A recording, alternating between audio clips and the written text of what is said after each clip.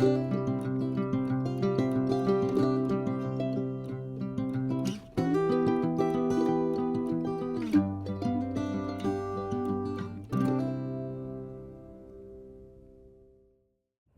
Storytimers! It's your favorite Storytimer, Annie, and her best pal, E.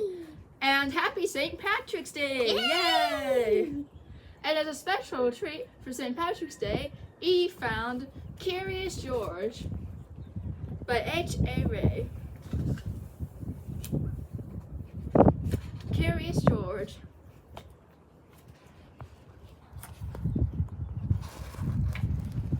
This is George. He lived in Africa. He was a good little monkey and always very curious.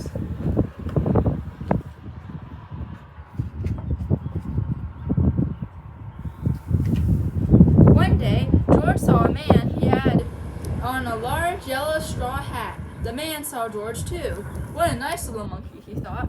I would like to take him home with me. He put his hat on the ground, and of course George was curious. He came down from the tree to look at the large yellow hat.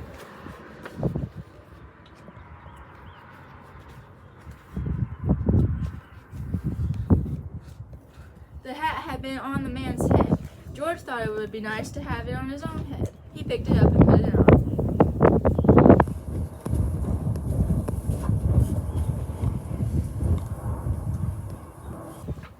The hat covered George's head. He couldn't see. The man picked him up quickly and popped him into a bag. George was caught.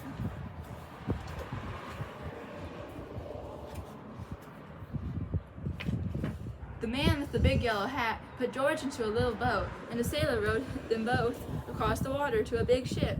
George was sad, but he was still a little curious.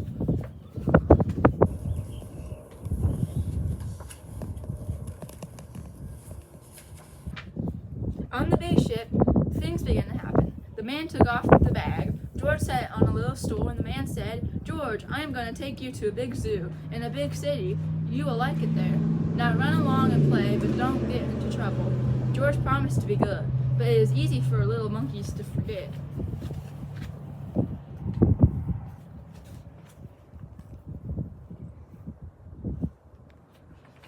On the deck, he found some seagulls. He wondered how they could fly. He was very curious. Finally, he had to try, but it looked easy, but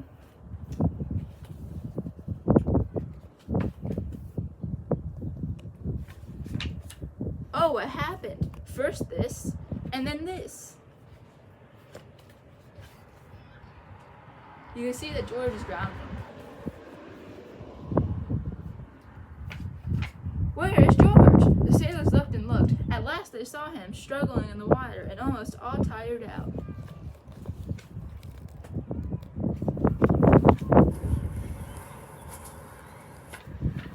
"Man overboard!" the sailors cried as they threw him a lifeboat. George caught it and held on. At last he was safe on board.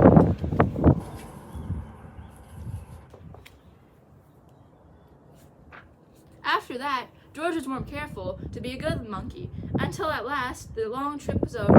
George said goodbye to the kind sailors, and he and the man with the yellow hat walked off the ship onto the shore and into the city to the man's house.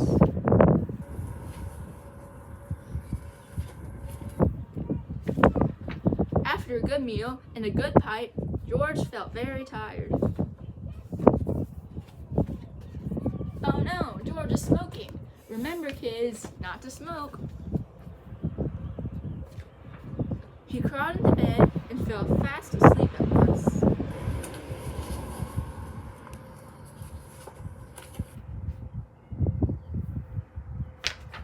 The next morning, the man telephoned the zoo. George watched him. He was fascinated. Then the man went away. George was curious. He wanted to telephone too.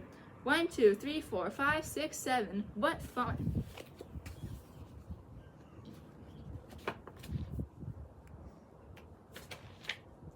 Ding-a-ling-a-ling! George had telephoned the fire station.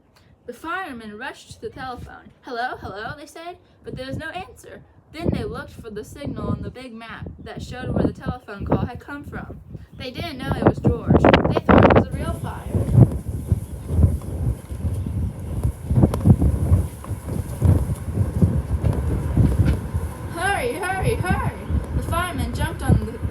fire engines and onto the hook and ladders. Ding dong, everyone out of the way. Hurry, hurry, hurry.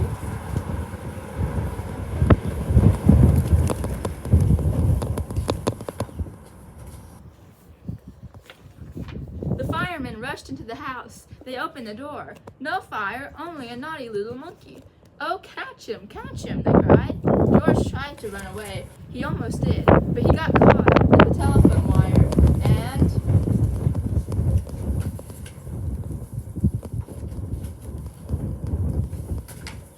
a thin fireman caught one arm, and a fat fireman caught the other. You fooled the fire department, they said.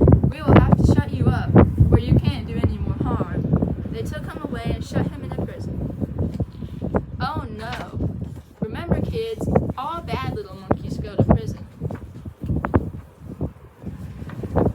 George wanted to get out. He climbed up to the window to try the bars.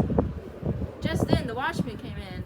He got on the wooden bed to catch George, but he was too big and heavy. The bed tipped up, the watchman fell over, and quick as lightning, George ran out through the open door.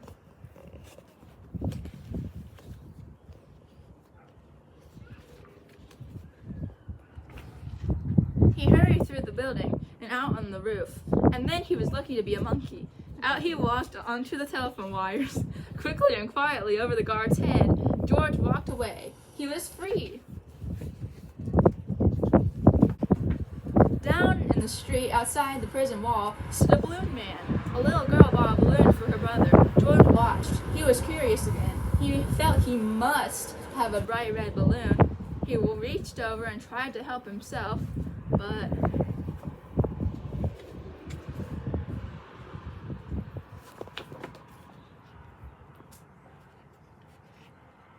instead of one balloon, the whole bunch broke loose. In an instant, the wind whisked them all away, and with them went George, holding tight with both hands. Oh no! Up he sailed, higher and higher. The houses looked like toy houses, and the people like dolls. George was frightened. He held on very tight.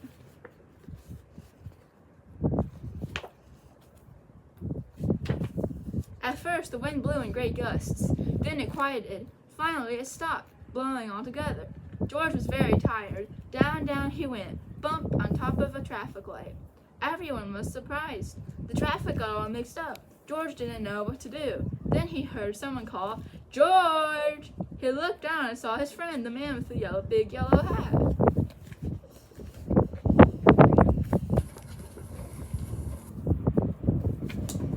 George was very happy.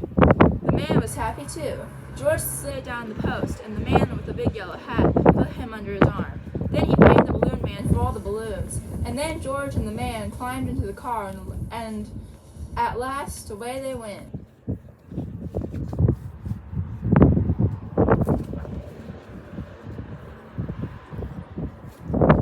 To the zoo.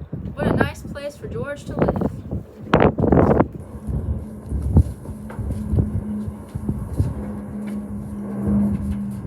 And that, my friends, is the end of this book. Did you like it? I know I did. And I know I did. Well, happy St. Patrick's Day. Happy St. Patrick's Day. And see you next time for more awesome adventures with Annie and her best pal, E. Goodbye, guys.